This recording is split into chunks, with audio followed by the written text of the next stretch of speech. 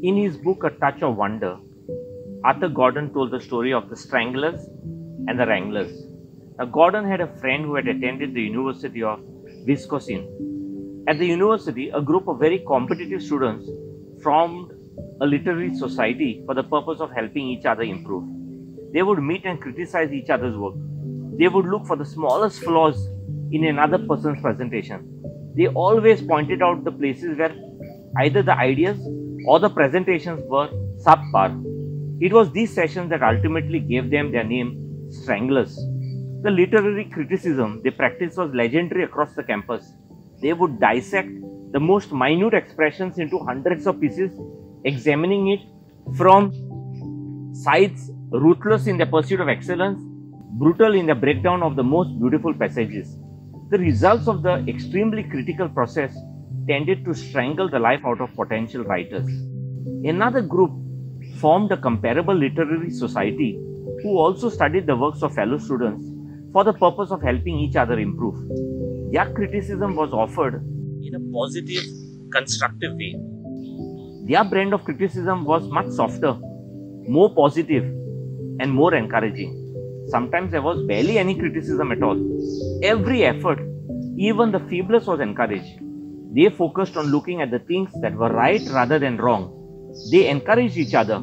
They became known as the Wranglers because they could wrangle out of each other the best gifts and talent. 20 years later, an alumnus of the university was doing an exhaustive study of his classmates' careers when he noticed a vast difference in the literary accomplishments of the Stranglers as opposed to the Wranglers. Now, the alumnus found that not a single person that came from the Stranglers group had made any kind of significant literary accomplishments. But from the Wranglers, there were at least 6 or more successful writers, and some of them were of national prominence. Now, the talent level of the men and women was probably about the same. Their level of education was similar. The difference was that the Stranglers strangled out hope, while the Wranglers wrangled from each writer their most hidden gifts through words of encouragement.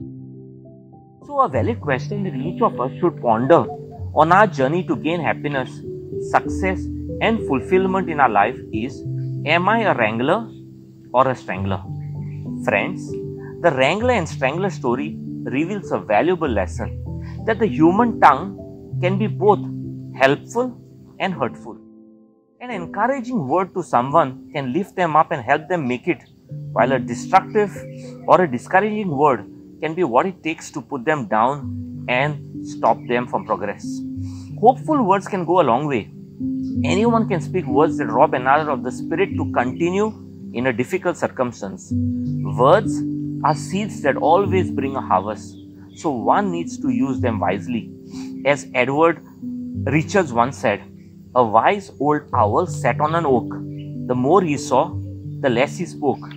The less he spoke, the more he heard. Why aren't we like that wise old bird?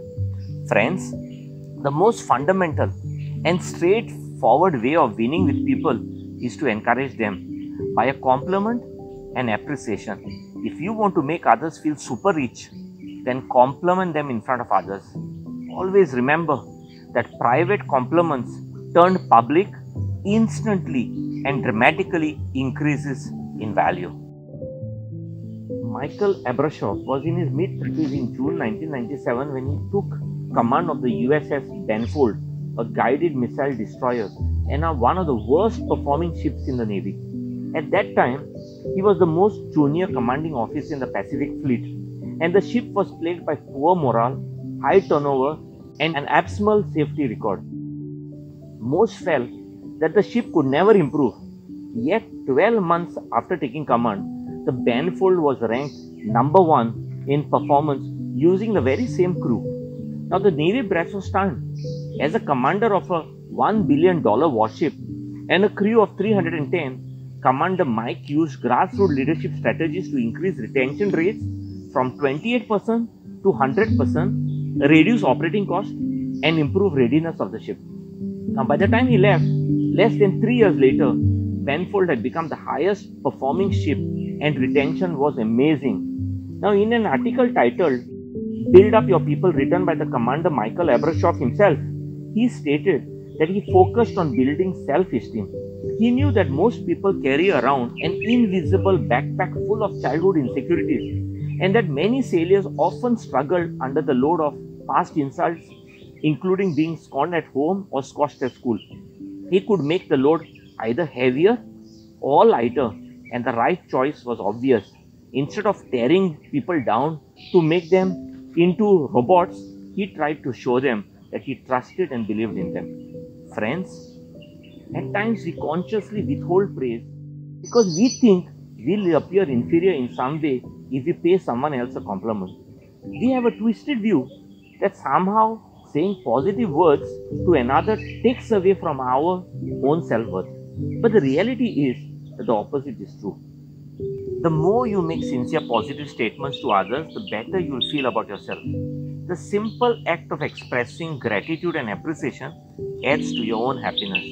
Mark Twain once said, "Great people are those who make others feel that they too can become great." Friends, give people the number one treatment through words of appreciation, affirmations, and encouragement. And then watch them rise to your expectations.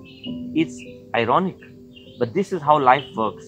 As you build others up, your own life becomes more meaningful and rewarding.